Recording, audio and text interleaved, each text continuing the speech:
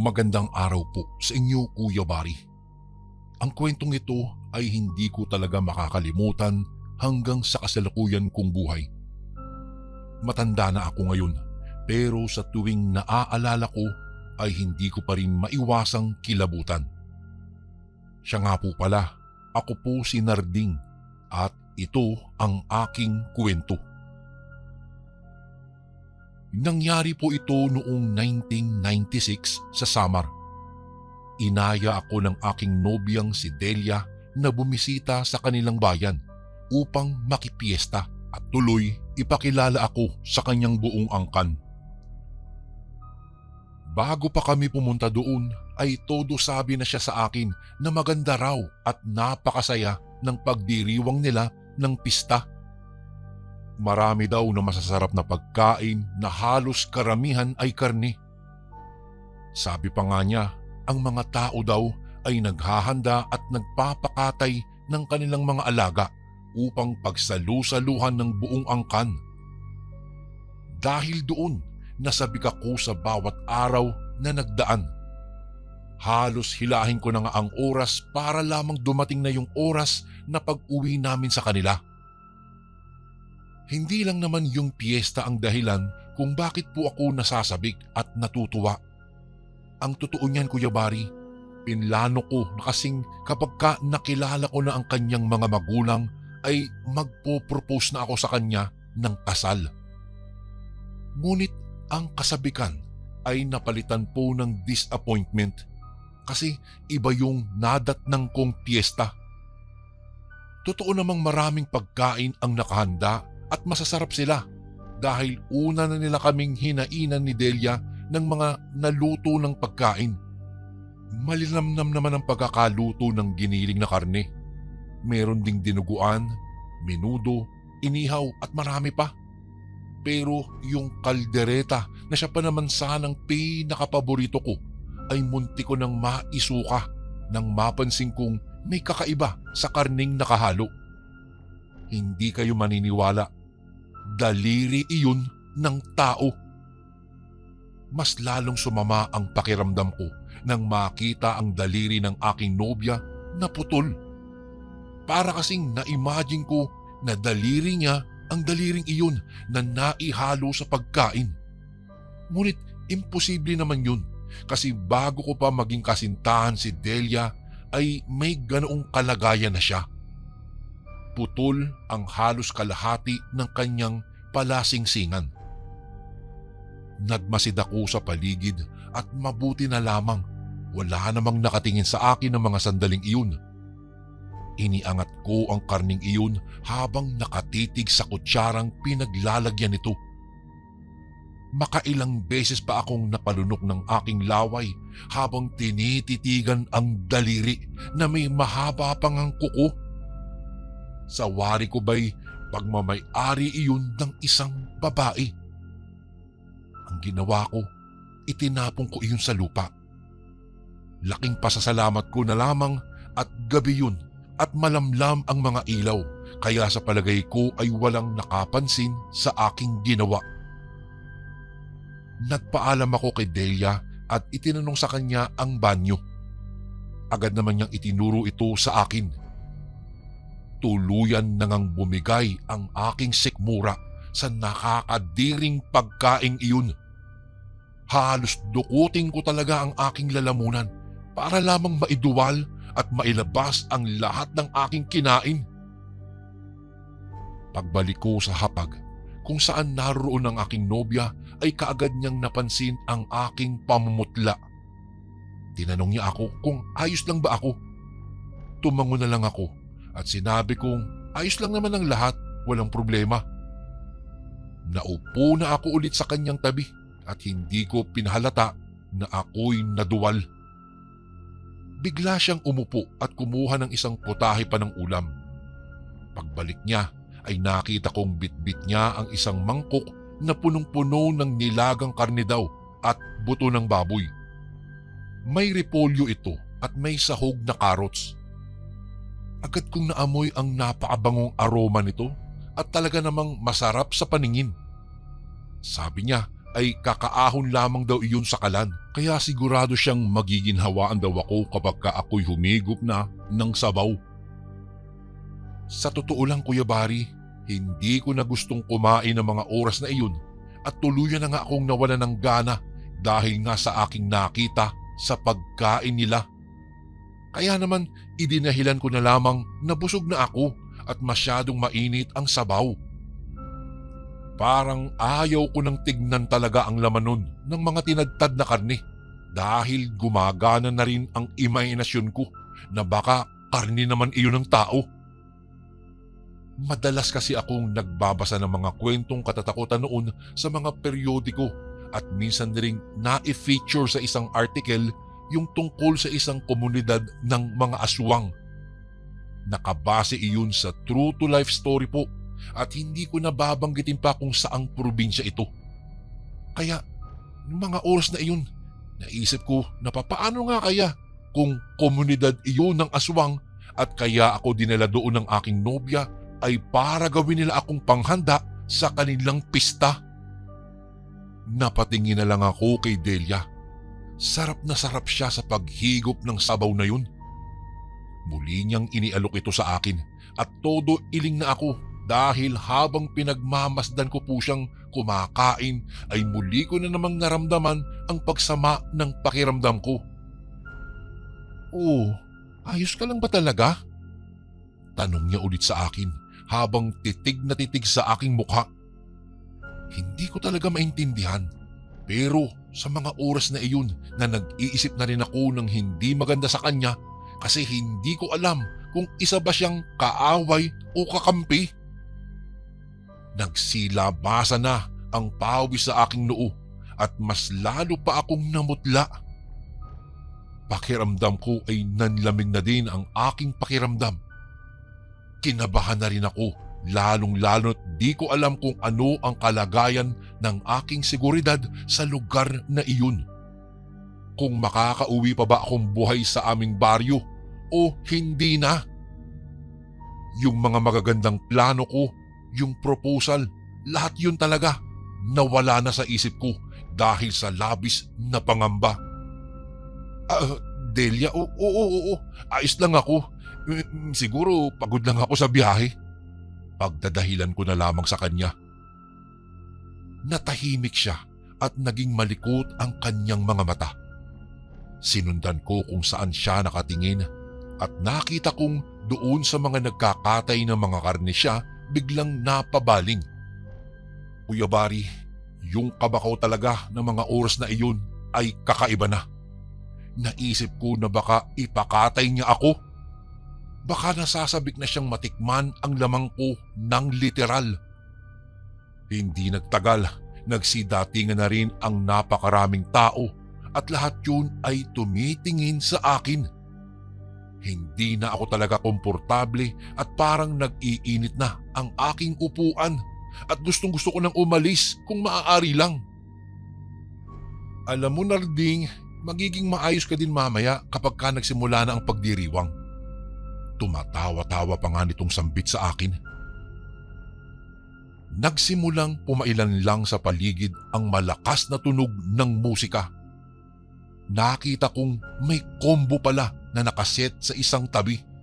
Mga magagandang instrumento ang hawak nila at maganda ang nabubuo nitong musika. Masarap sa tenga. Kahit papaano ay nagkaroon ng kulay yung pista. Pero ang hindi ko po inaasahan ay yung paglabas ng mga mananayaw. Mga kababaihan po iyon na nakasuot ng manipis na pulang tela. Tagtad ng mga palamuti sa ulo at parang nakasuot ng mga alahas na pangtribo. Mayroong mga pintura ang kanilang mga noo. Kung hindi po talaga ako nagkakamali ay isa iyong sariwang dugo na may 3 linya.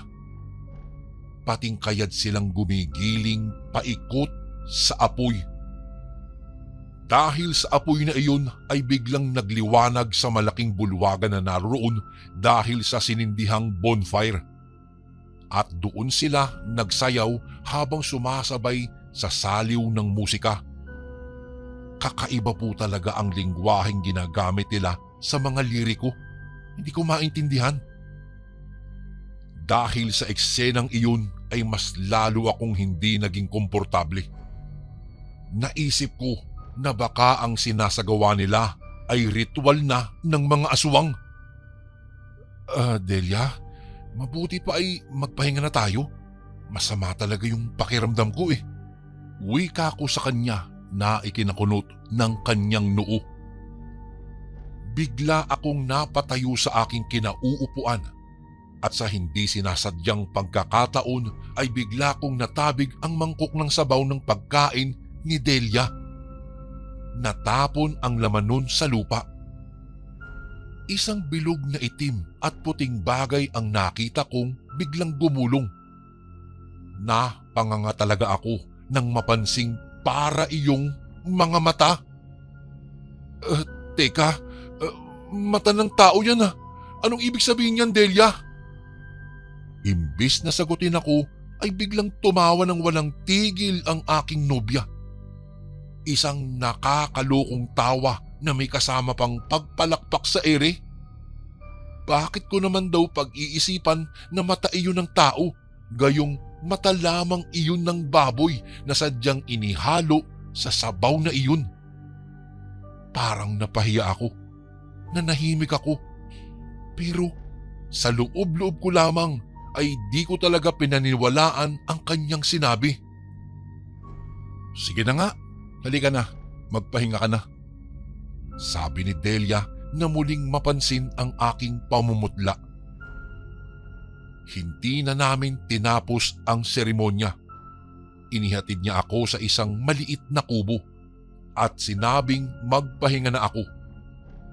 Pagtalikod ni Delia ay bumalik ito sa bulwagan at sinabing nais pa na nitong manood ng mga palabas. Wala na akong nagawa kung hindi pumasok na lamang. Nang ako ay mapag-isa, doon ko naramdamang kanina pa pala akong nagpipigil ng aking hininga. Sinubukang matulog pero hindi talaga ako dalawing ng antok dahil pakiramdam ko po anumang oras ay parang sasalakay ang isang panganib. Bumangon ako at iginala ang aking paningin sa kabuuan ng silid na iyon. Nakakita ako ng itak na nakasabit sa likod ng pintuan. Nilapitan ko iyon saka inilabas ang patalim. Mukhang kagagamit lamang ng sandatang iyon dahil may sariwa pang dugo sa talim ng itak. Ganun din ang hawakan ng puluhan nito. Basa at medyo malagkit pa nga eh. Halos pagtayuan ako ng aking balahibo sa katawan. Nang pag-angat ko sa aking kamay ay nakita ko ang dugong dumikit sa aking palad. Ilang sandali pa ay biglang bumukas ang pintuan ng kubo at iniluwanon ang aking nobya. Agad na napakunot ang noo nito nang makita ang hawak ko at ang dugo na nasa aking kamay. Kaagad niyang tinanong kung ano ang aking ginagawa. Pero agad kong sinabi sa kanya na nakita ko lamang ang gulok na iyon sa isang tabi at aking hinawakan. Delia, tingnan mo. Parang dugo ito ng tao. Nagtatakang napatingin siya sa akin. Napansin ko ang kalituhan sa kanyang mukha at tila di alam ang nangyayari sa paligid. Napansin ko rin ang panginginig ng kanyang mga kamay. Isinarado niya ang pintuan. Tahimik lang kaming dalawa sa loob. Nagtititigan at walang sububok na magsalita. Maya-maya ay tumunog ang pinto. Magkakasunod na katok ang aming narinig. Nagkatingin ang kaming dalawa at nagdadalawang isip kung pagbubuksan ba namin o hindi ang mga taong nasa labas. Sumilip ako at nakita kong mga lalaki ang kumakatok na iyon.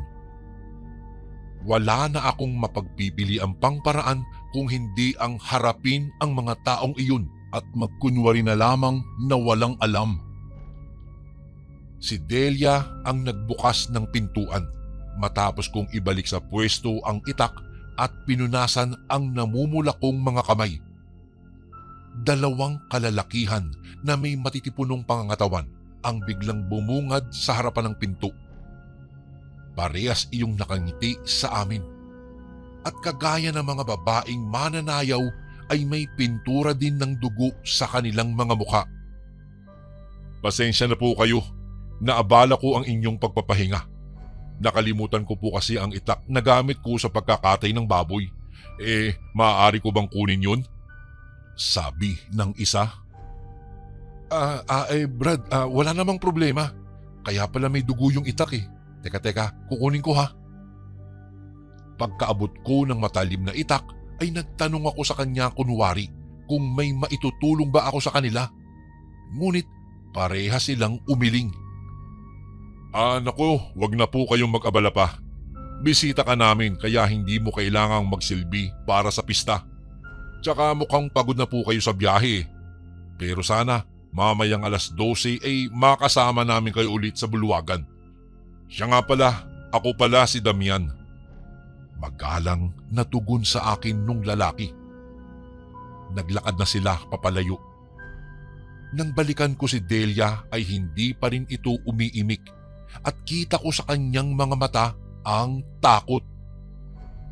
Totoo bang wala kang alam sa nangyayari dito sa lugar ninyo? Tanong ko sa kanya. Lumingon siya sa akin subalit hindi siya nagsalita. Ngunit pamaya-maya ay bigla rin itong nagsalita. At sinabi na wag daw akong mag-iisip ng hindi maganda sa kanilang lugar. Hindi ako sasaktan sa lugar na iyon, lalong-lalo na kung wala namang utos daw mula sa kanilang pinuno. Biglang bumilis ang pintig ng aking puso. Mayroong alam si Delia. Bigla akong napalayo sa kanya nang sabihin niya iyon. Matalas ang kanyang pakiramdam dahil sa pagkilos kong iyon ay agad niyang nasabi na wag raw akong matakot.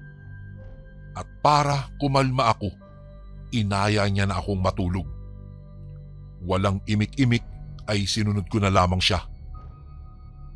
Mabilis siyang nakatulog, kaya't nagdesisyon akong tumakas at iwan siya sa lugar na iyon. Kinakabahan man ay magaan ang ginawa kong paghakbang sa sahig upang hindi iyon gumawa ng anumang ingay. Talagang iniingatan ko iyon upang hindi magising ang aking nobya. Maingat kong binuksan ang pintuan. Malakas ang kaba ko ng mga sandaling iyon, subalit di iyon naging hadlang upang ituloy ko ang aking pagtakas. Agad akong nagkubli sa makakapal na halaman sa gilid lamang ng kubo upang makapagmasid muna ako sa paligid. May nakita akong gubat. Nasa direksyon iyon na papalayo sa mga nagkakasiyahang tao. Binilisan ko ang takbo papunta sa lugar na iyon. Madilim, masukal at matinik ang gubat na iyon. Ngunit binaliwala ko lamang at lakas loob akong nagpatuloy sa paglalakad maski walang direksyon ang apak ng mga paa ko. Nagpatuloy lamang ako sa paglalakad hanggang sa dulo ay lumabas ako sa isang kalsada.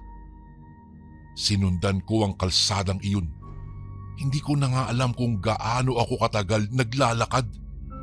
Pero pagkatapos po nun, Kuya Bari, ay napadpad ako sa bayan. Wala ng tao sa paligid gayong halos 10:00 pa lamang ng gabi ayon sa tiningnan kong oras sa aking relo. Sarado na ang palengke at ganun din nakapatay na ang mga ilaw sa bawat tahanan ng aking madadaanan. Yung mga aso ay halos kagati na nga ang mga tali nang makita ako. Gulat na gulat ako dahil umaalulong sila nang walang tigil. Nakakapangilabot ang mga tunog na iyon. Bigla pa ngang bumuhos ang malakas na ulan eh. Para akong basang sisiw na walang masilungan. Niyakap ko na lang ang sarili ko dahil sa matinding ginaw na bigla kong naramdaman. Maputik na ang aking damit. Magulo na rin ang aking buhok at nararamdaman ko na rin ang paghapdi ng aking mga sugat sa paa. Natigil ako sa aking paglalakad nang may humintong sasakyan. Para iyong maliit na jeep. Nakita kong nakauniforme ng pangtanod ang dalawang tao na nasa harapan nun. Agad nilang tinanong sa akin kung bakit ako pagala-gala sa lugar na iyon. Delikado raw ang gabi dahil sa lugar nila ay pinaniniwalaang may sumasalakay na aswang. Agad akong inalok na sumakay sa sasakyan at sinabing ihahatid daw ako kung saan ko gusto pumunta. Agad naman akong nakiusap na ihatid ako sa terminal ng bus. Tumango naman yung isang tanod. Nagkaroon tuloy ako ng pag-asa na makauwi ng ligtas sa aming lugar. May kasama akong dalawang lalaki pa sa loob ng sasakyan. Tahimik lang kami sa loob ng jeep. Dahil madilim na at di naman talaga pamilyar sa akin ang daang tinatahak namin ay naging kampante na ako. Ngunit nang huminto ang sasakyan ay agad kong napansin na ibinalik lamang ako noon sa baryong tinatakasan ko. Manong, ano to? Bakit binilik niyo ako dito? Naguguluhan kong tanong sa kanila. Nataranta na ako sa kung anong dapat kong gawin dahil naunahan na ako ng takot sa muling pagbabalik ko sa baryong iyon. Nakita ko pa nga sina Damian at Delia at ang iba pa nilang mga kasamahan. Gusto ko na akong umuwi. Hayaan niyo na akong umuwi. Di ko na mapigilan ang pagtaas ng aking boses dahil sa magkasamang takot at galit. Ngunit sa kasamaang palad, Kuya Bari, walang nakinig sa akin. Bagkus ay pinagtulungan nila akong hatakin mula sa loob ng sasakyan. Mahigpit ang pagkakahawak nila sa akin kung kaya't hindi ako makawala sa kanilang mga kamay. Galit na galit ang mukha ni Delia nang lumapit sa akin. Ano daw ba ang tumatakbo sa isip ko at iniwanan ko siya ng ganun-ganun na lamang. Bumaba na ang dalawang lalaki sa loob ng sasakyan at tumulong pa sila sa pagkaladkad sa akin. Dinala nila ako sa bulwagan. Patuloy akong sinesermonan ng aking nobya dahil sa nagawa ko sa kanya. Pagdating namin sa bulwagan ay pasalya akong pinaupo sa isang upuan. Agad naman akong pinaikutan ng mga taong naroroon at lahat sila ay nakatitig ng masama sa akin. Nakakatakot ang kanilang mga hitsura, lalong-lalo pa at ang mga lalaki ay parang naligo sa langis. Hinawi na ng mga tanod ang mga tao at inutusang bumalik na sa kani-kanilang mga pwesto. Maya-maya pa, dumaan sa aking harapan ang ilang mga kalalakihang may bitbit na baboy. Buhay ito na nakagapos sa kawayang pinagtulong-tulungan nilang buhatin. Nagpupumiglas ang kawawang hayop habang walang tigil sa malakas na pag-iyak. Inihanda na ni Damian ang itak na kinuha nito sa kubo. Pagkatapos ay isinawsaw iyon sa langis saka ipinatong sa umaapoy na kahoy. Nang namula na ang itak dahil sa mainit na ito ay mabilis iyong kinuha at itinusok sa liig ng hayop. Napapikit na nga ako. Hindi ko kayang makita sa ganoong paraan ang kanilang pagpatay sa baboy na yun. Napatayo ako pero may mga kamay na pumigil sa aking balikat. Sinabi nitong maghintay raw ako ng saglit at may isa pa raw akong panunuorin na mas importante sa lahat. Nakita ko ang dalawang babaeng nakapila sa may apoy Sunod namang dumating ang mga lalaking may daladalang maliliit na bangkong bilog na ang hitsura ay sangkalan ng mga karne. Nanlaki ang aking mga mata. Nagsipagtaasan na rin ang mga balahibo ko sa aking katawan at napadasal na lamang na sana ay panaginip ko na lang ang lahat-lahat at hindi ko nakilala ang babaeng ito. Nahuli kong sumenya si Damian kay Delia at inginuso ako. Labis-labis ang naging kaba ko sa senyas na iyon. Akala ko ay ako na ang susunod na kakatayin. Ngunit napagawi ang aking pag-aalala nang lumapit ang isang dalaga sa may lalaking may dalang sangkalan. Inilapag niya ang kanyang kamay doon. Panay-panay ang lunok ko dahil parang nalalaman ko na ang susunod na mangyayari. At tama nga ako dahil ang ritual na iyon ay ang pagputol sa isang daliri ng babaeng iyon. Tuwang-tuwa pa sila sa kanilang ginagawa. Inipon nila ang mga naputol na daliri. Ang mga babae ay hindi ko nakitaan ng sakit o pagsisisi na nawala ang kanilang daliri sa kanilang kamay. Para pang pinagmamalaki pa nila yun. Inamin na sa akin ni Delia ang tunay nilang katauhan. At tama ako, Kuya Bari. Ang lugar na iyon ay pugad ng mga aswang. At ang kanilang pista ay ginaganap isang beses sa isang taon. At isa sa tradisyon nila ay ang pagpuputol nga ng daliri ng mga babaeng nakatakda na maging isang aswang. Ngunit taliwas sa aking mga nabasa, hindi naman sila nagbabago ng anyo. Wala silang mga pangil. Maayos ang kanilang mga buhok, normal ang kanilang mga mata. Kung hindi nga lamang sa nakita kong inihahalo nila sa nilulutong pagkain ang mga daliring naipon, ay hindi ko mapag-iisipan talaga na mga aswang sila. Inipon nga din pala nila yung mga dugo at ininom iyon ng sariwa. May paniniwala sila na nakapagbibigay daw iyon ng lakas at kapangyarihan. Huwag ko na lamang daw husgahan ang kakaiba nilang paniniwala, sabi ng aking nobya. Kung gusto ko raw na makauwi ng buhay at buo, ay kailangan kong makisakay sa kanilang mga ginagawa. Nang maluto na ang pagkain na iyon, ay may naghain ulit noon sa amin ni Delia. Agad niya akong binulungan na magkunwari daw akong kinakain ang putahing iyon.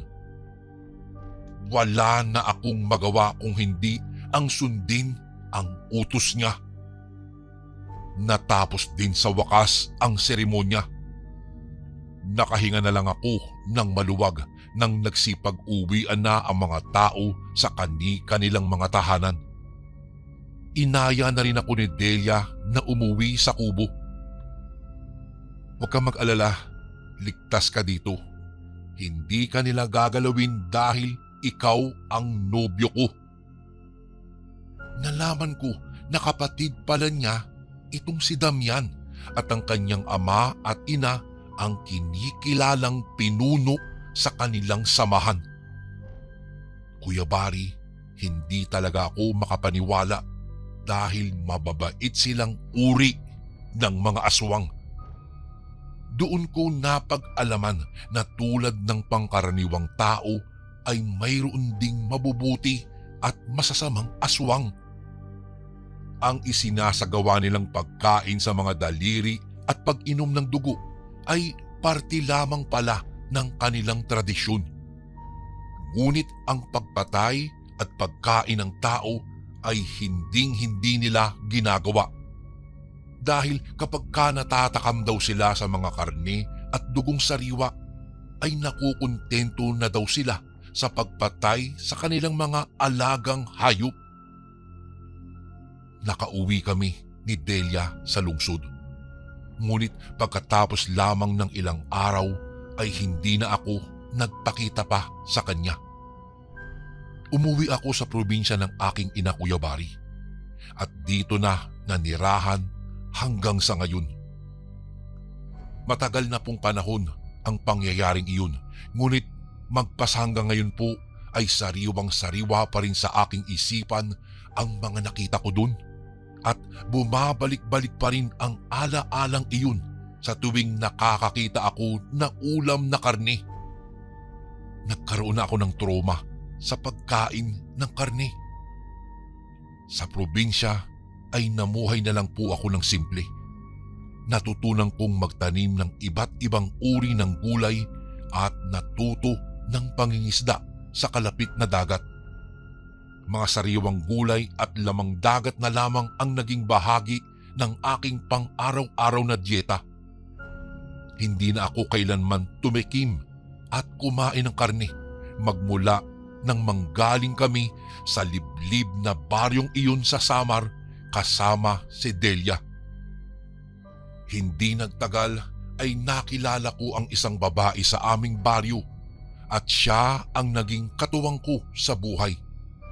Siya ang naging kasama ko sa pagbuo ng sarili kong pamilya, Kuya Bari. Hindi man siya katulad ni Delia na masigit na maganda, ay mas minahal ko naman siya dahil alam ko sa sarili ko na tapat sa akin ang aking asawa. Malinis ang kanyang pagkatao at wala siyang itinatagong lihim. Tao siya at hinding-hindi isang aswang na katulad ni Delia. Mababait din ang aking naging mga biyenan. Ang aming tahanan ay puno ng pagmamahalan at kasiyahan kahit simple at payak lamang ang aming naging buhay. Sa ngayon po, Kuya Bari, ay matanda na po ako. Ngunit sa kabila ng edad ay masigla pa rin naman at aktibong nag-aalaga ng aking makukulit na mga apo. Sa aming bakuran ay libangan ko pa rin ang pagtatanim ng mga gulay at tinuturuan ko ang mga bata sa tamang pagtatanim. Sa kabila ng aking mga pinagdaanan ay mas pinili kong maging matatag sa buhay. Ang buhay sa probinsya namin kasama ang aking pamilya ay nagbigay sa akin ng kaligayahan at kapayapaan. Natutuwa akong malaman na tama ako. Tama ako ng landas na pinili. Isinakripisyo ko noon ang nararamdaman ko para kay Delia at ito ang naging kapalit. Kuya Bari, magpas hanggang ngayon ay hindi pa rin talaga ako makapaniwala na nagkaroon ako ng isang nobyang aswang at ako'y napadpad sa isang piyesta ng mga aswang doon sa Samar. Hanggang dito na lang po ang aking kwento at sana po'y maitampok nyo rin po ito sa inyong channel. More power po sa Ang Sundo Horror Stories and God bless po sa lahat ng nakinig ng kwento ko ngayon. Lubos na gumagalang, Narding. Ito naman po ang ating pangalawang kwento. Isang mapagpalang araw po sa inyo, Kuya Bari. Itago niyo na lang po ako sa pangalang Cristobal o mas kilala bilang Cristong Antingero. 73 anyos na sa kasalukuyan. Batid kong ako'y matanda na at hindi na kaya pang isulat itong kwento ko, kaya pinakiusapan ko na lamang po ang aking apo.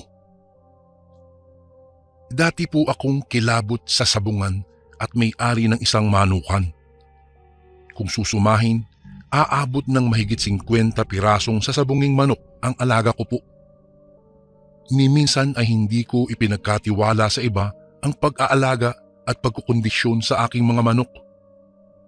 Bukod kasi sa aktual na training, mayroon din talaga akong itinatagong anting-anting. Minana ko pa ito mula sa aking lolo na matagal nang yumao. Siya rin po ang nagturo sa akin kung papaano alagaan ang anting-anting. Hawak ko ang swerte ng panahong iyon. Kaya lang po, hindi ko naman pwedeng ibahagi iyon dito dahil ang mga tagapagmana lamang ng anting-anting ang dapat makaalam kung papaano ito gagamitin sa iba't ibang paraan. Tuwing suot ko po ang anting-anting, nakatago lang ito sa loob ng aking damit upang walang makakita at maka-interes. Linggo ng hapon, galing ako sa sabungan. Nakipusta sa manok ni kumpare kong si Bono. Nanalo ang manok niya kaya nag-imbita siyang mag-inuman kami doon sa bagong bukas na beer house sa baryo. Balita raw ni paring Bono ay masarap ang pulutang sisig doon. Sa katunayan daw, binabalik-balikan daw iyon ng mga customer. Palibhasa ay sa baryo at may kalayuan din sa bayan. Talagang dinadayo ito ng mga taga-Karatig baryo pa namin. Pagpasok namin sa beer house, nakahanap kagad kami ng table malapit sa entrance. Hindi naman ganoon kabongga yung lugar. Kumbaga, parang pinagandang kubo lang ang itsura. Hindi tulad sa bayan na malalaki ang beer house at sadyang makukulay ang lugar. Nakaupo na kami noon nang lumapit ang isang waiter.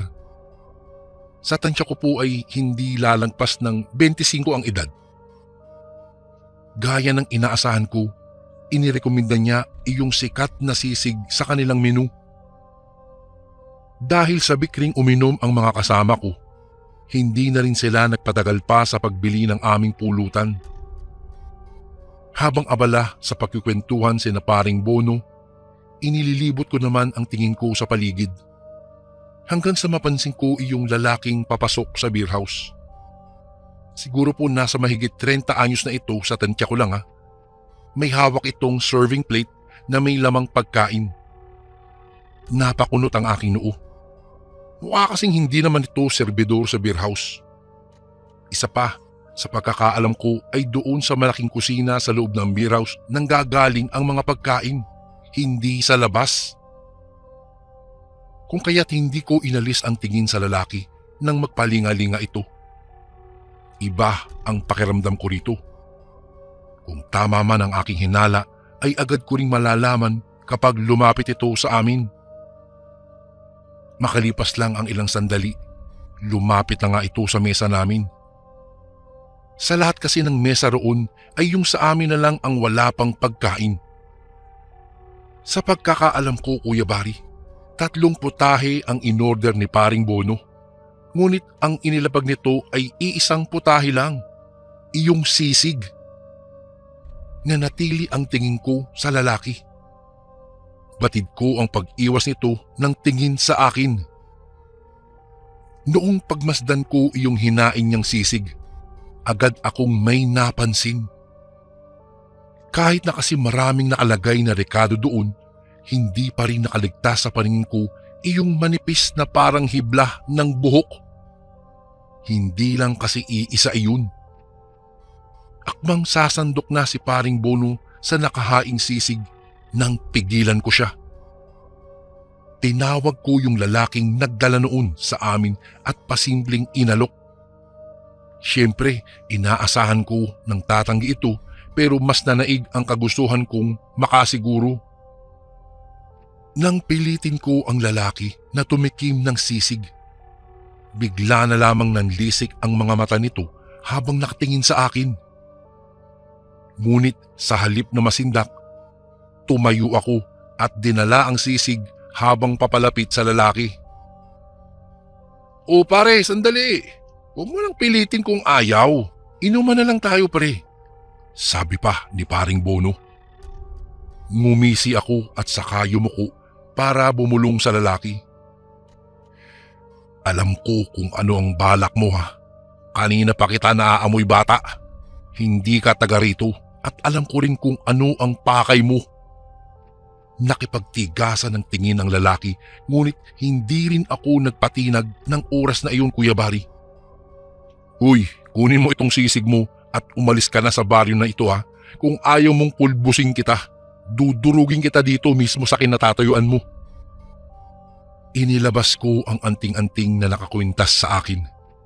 At hindi nga ako nagkamali, Kuya Bari, ng aking hinala sa lalaki nang bigla na lamang itong umatras. Aswang.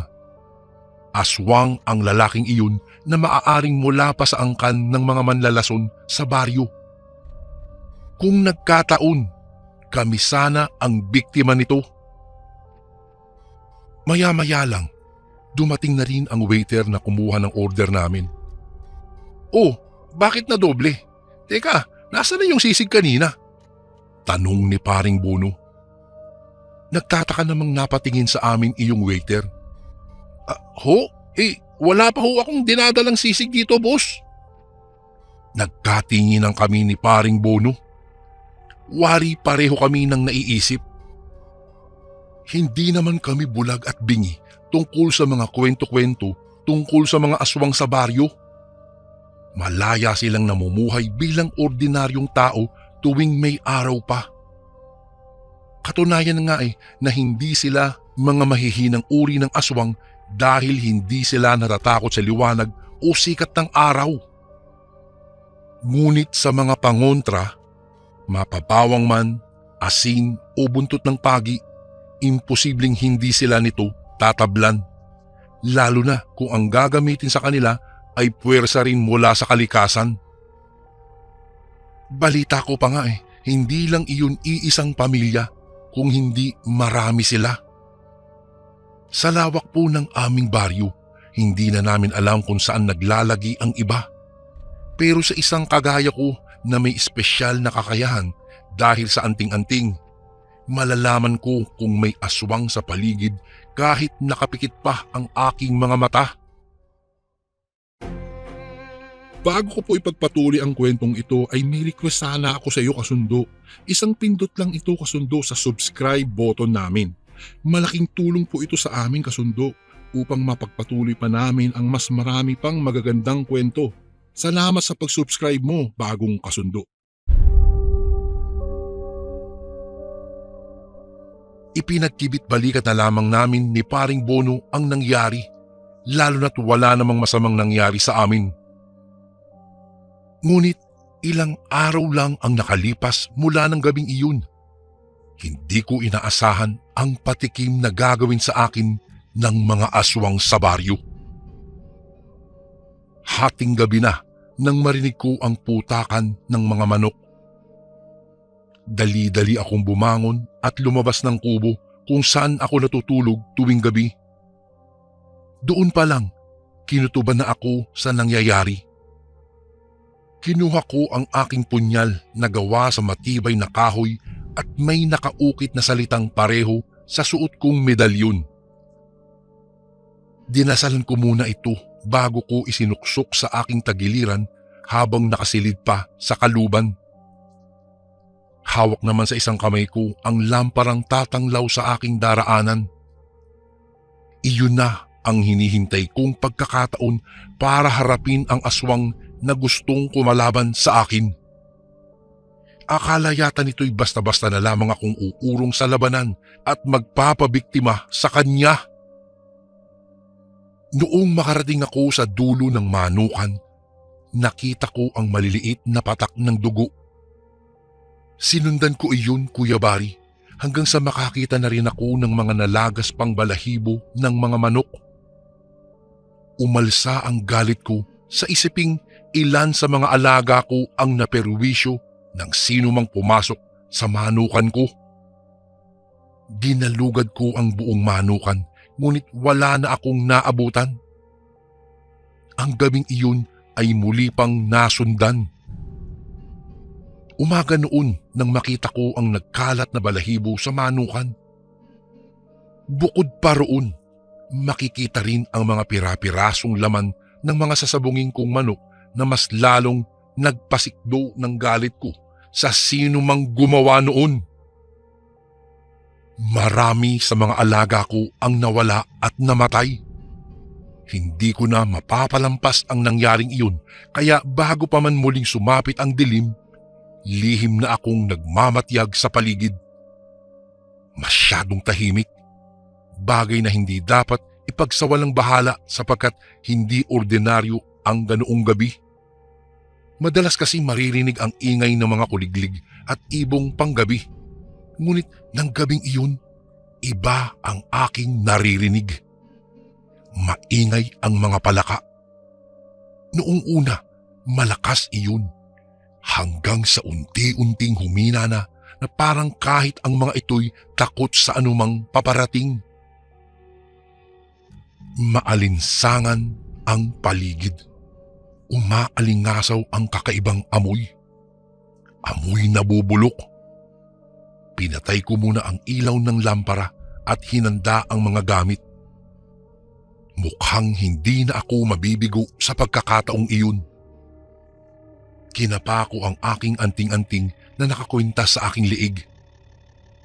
Ang maliit na medalyon na iyon ang magsisilbing proteksyon ko sa aswang na nasa paligid lamang. Pumikit ako noon para umusal ng panalangin. Ilang sandali pa, nakarinig ako ng sunod-sunod na kaluskos mula sa damuhan. Alerto akong kumilos papalabas ng kubo. Sinundan ko ang pinagmumulan ng ingay. Nagsimula ng pumutak ang mga alaga kong manok. Hudyat na kailangan ko ng harapin ang pumasok sa aking bakuran. Ha! Sinasabi ko na nga ba eh. Dumadagundong ang aking boses sa tahimik na gabi. Kitang-kita kasi ng aking mga mata ang isang lalaking nasa anyo na ng isang aswang habang hawak ang isa sa aking mga alagang manok. Nabitin ito sa pagsubo nito at nanlisik ang mga matang sumulyap sa akin. Binitawan nito ang manok at saka humarap. Lumabas ang matutulis nitong kuko at nagkikislapang mga pangil sa dilim. Ngunit hindi ako nagpatina. Hindi ako umatras kahit dahan-dahan itong lumalapit. Ilang sandali pa'y tanging malalakas na pag-angil na lamang at ang walang tigil kong pagbigkas ng mga dasal habang sinisikap na tamaan ang anumang bahagi ng katawan ng aswang.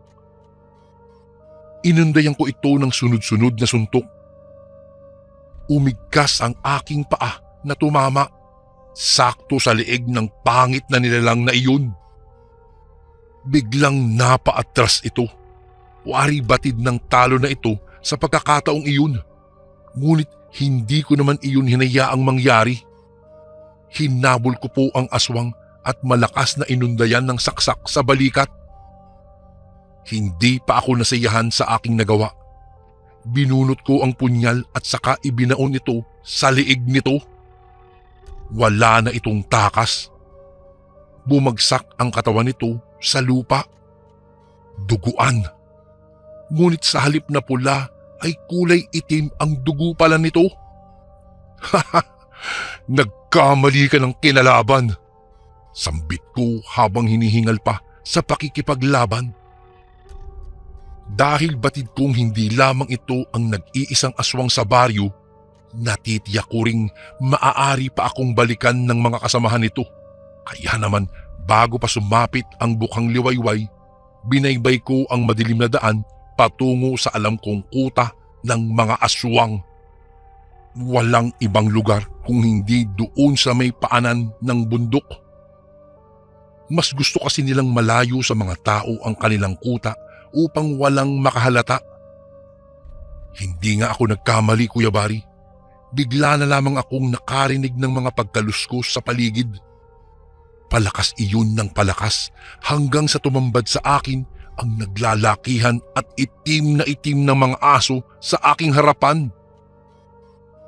Alam kong hindi ordinaryong aso lamang ang mga iyon kaya inilabas ko ang aking punyal at ang aking anting-anting na nooy kumikislap sa dilim.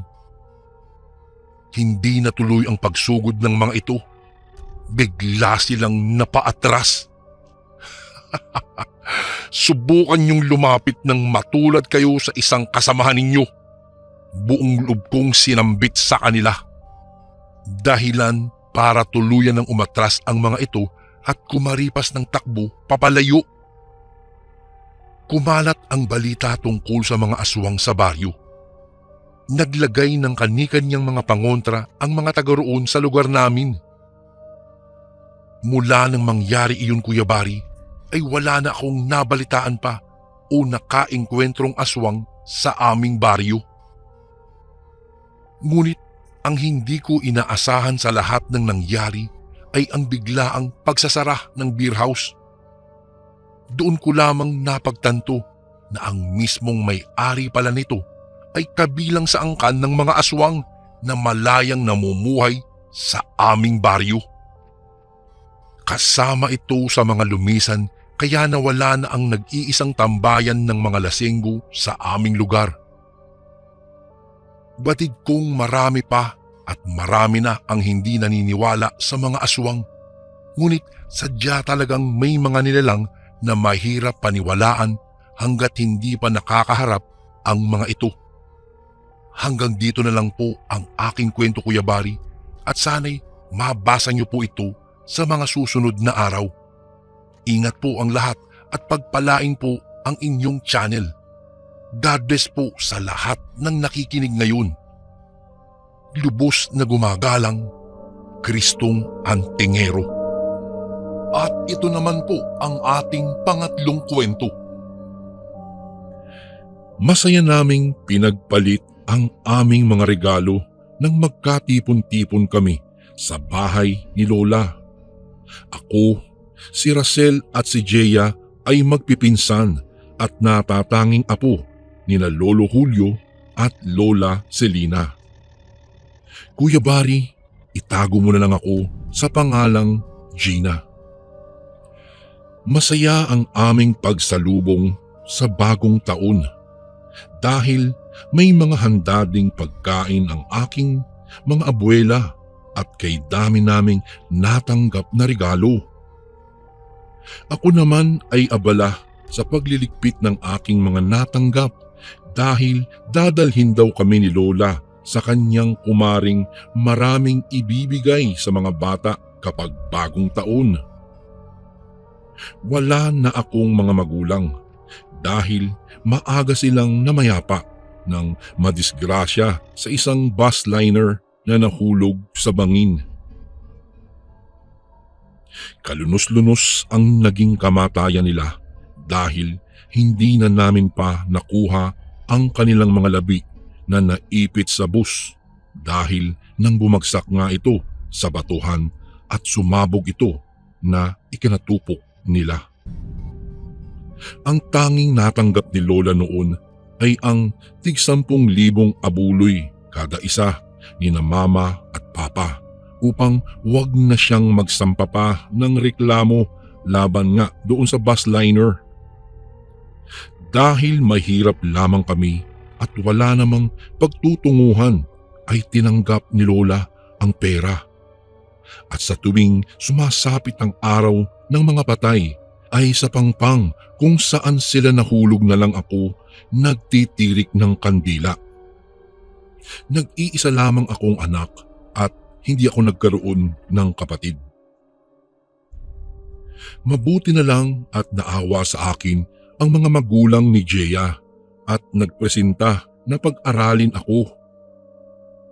Kaya kahit papaano ay nakapagtapos na nga ako ng high school. Maalwan sa buhay sina Tita Carmi na nanay ni Jeya. Kaya naman nagawa niyang suportahan ang aking pag-aaral. Talagang nagsusunog ako ng kilay upang makapagtapos at makaganti man lang ako ng kabutihan sa kanila balang araw.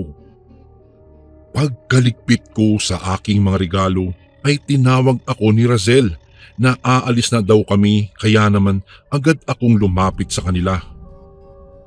Nakabihis na din naman ako kaya hindi na nila ako kailangang hintayin pa para makaalis na kami.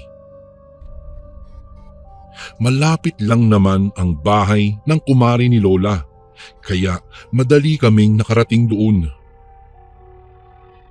Kahit nasa probinsya kami ay bumabaha ang mga pira-pirasong papel mula sa mga paputok na pinakawalan kagabi. Karamihan sa gumagamit ng mga naggagandahang fireworks ay iyong mga mayayaman na kayang bumili ng magagandang paputok kahit gaano man ito kamahal. Palingon-lingon pa ako sa paligid hanggang sa makita ko ang isang babaeng nakakulay asul na matalim ang titig sa akin. At nang titigan ko naman ay biglang lumihis ng tingin. Nilapitan ako ni Razel at si Nico. Aniya, wag ko daw titigan ang babae dahil kilalang aswang iyon sa probinsya. Tumawa ako at tumingin kay Razel, ngunit seryoso ito, kaya naman hindi na ako nagbiro pa. Kabisado ko na ang aking mga pinsan at si Razel ang pinakaseryoso sa kanila. Kapag sinabi niyang totoo ang kanyang nakikita ay talagang totoo yun. Ipinilig ko na lamang ang aking ulo at sumunod sa kanila nang pumasok sila sa loob. Naabutan ko si Lola at ang kanyang kumare sa salas na nanonood ng TV habang may nakakalat na mga imported na damit doon sa sahig. Nakasalampak naman ang dalawa kong pinsan at kanya-kanyang pili na ng mga damit kaya nakisali na din ako. Habang pumipili, naulinigan kong nag-uusap ang aking lola at ang kanyang kumare ng tungkol sa aswang. Nagkagulo daw sila kagabi matapos ang kanilang buenas noche nang magsisigaw ang kanyang katulong na si Alice. May nakita daw itong babaeng nakatayo sa likod ng CR sa labas. Napakahaba ng buhok at tila ahas kung gumalaw ang dila. Sabi ni Lola na kubot daw ang nakita ni Alice. Aswang din ang kubot, ngunit ang napakahabang buhok daw nito ang gamit para pumatay ng biktima. Ipinupulupot niya iyon sa kanyang balak patayin, saka ito lalantakan. Naalala ko ang babae kanina sa tapat, kaya nanindig ang aking mga balahibo. Para kasing siya nga ang tinutukoy ng mga tao dahil mahaba ang kanyang buhok at nakakatakot titigan. Sabi ni Lola, pinakadelikadong makasagupa ang kubot dahil kaya ka nitong sakalin kahit hindi ginagamit ang kanyang mga kamay. Dala namin ang usaping iyon nang maglakad na naman kami pauwi ng bahay. Sabi din kasi ni Lola, takot ang kubot sa matutulis na kawayan. Kaya naman kumuha ako noon at inilagay sa aking kwarto. Tamang dumating naman ang kapatid ni Lola na si Lola Remy kasama ang anak nitong si Auntie Henny. Buntis pala ito at maglilimang buwan na. May umbok na kasi ang tiyan nito at halata na.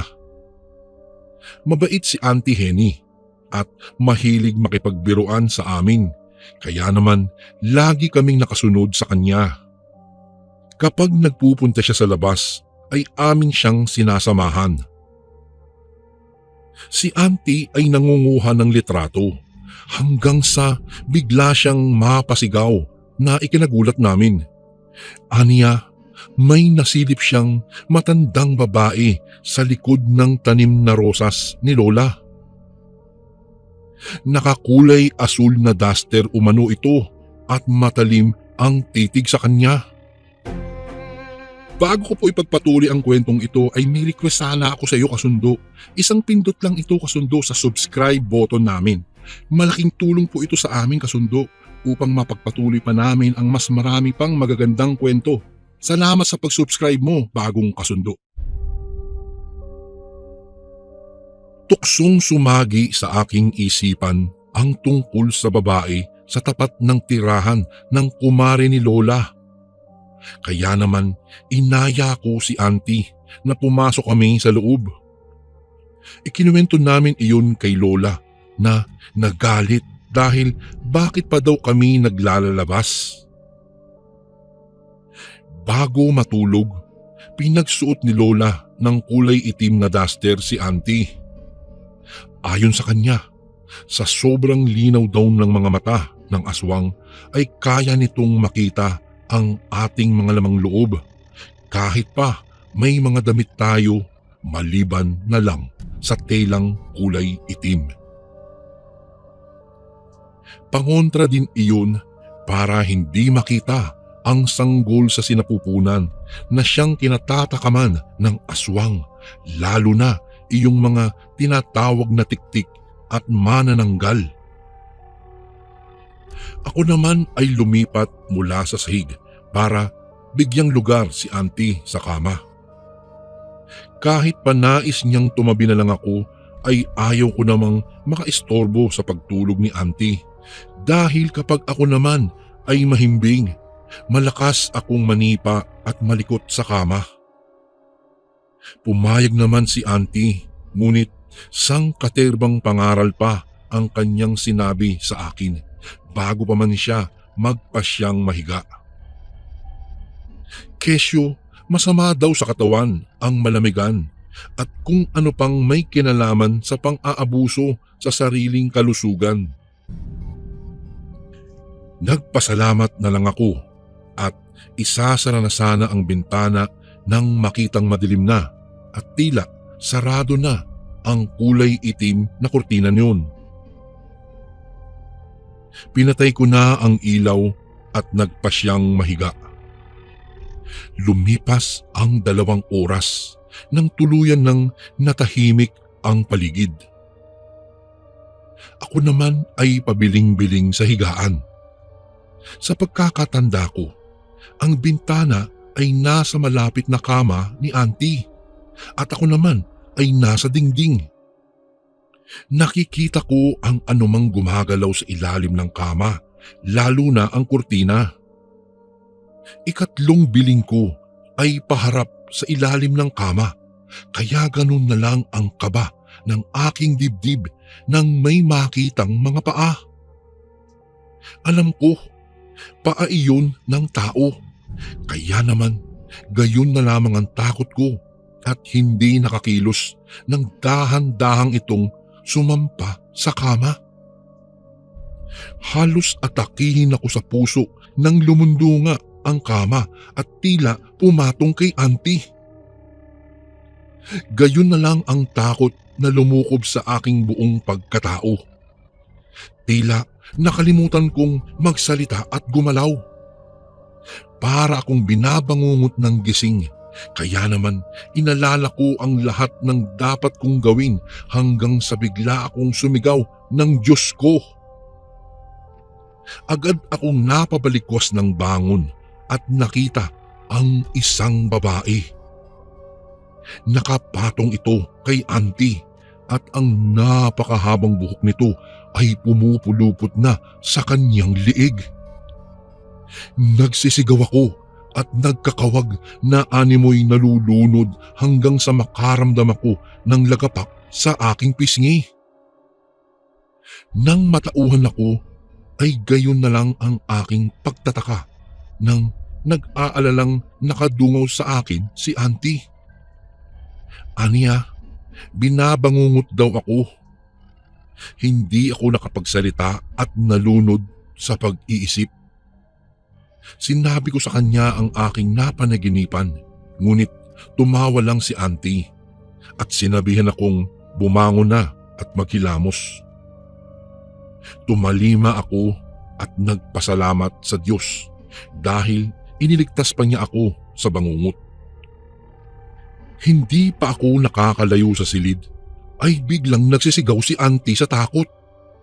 Agad namin siyang dinaluhan.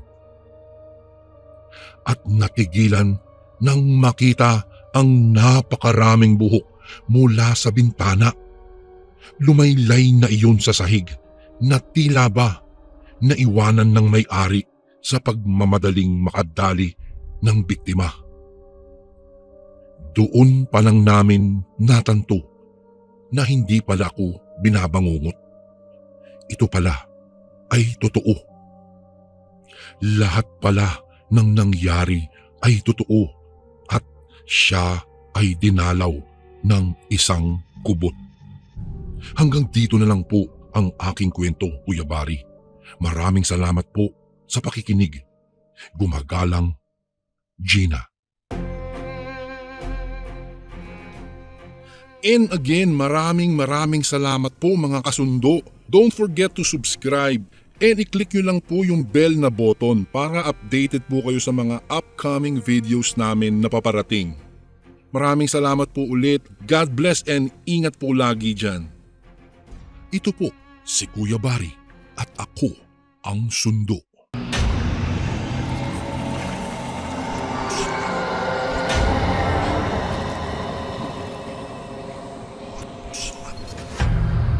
Ang sundo.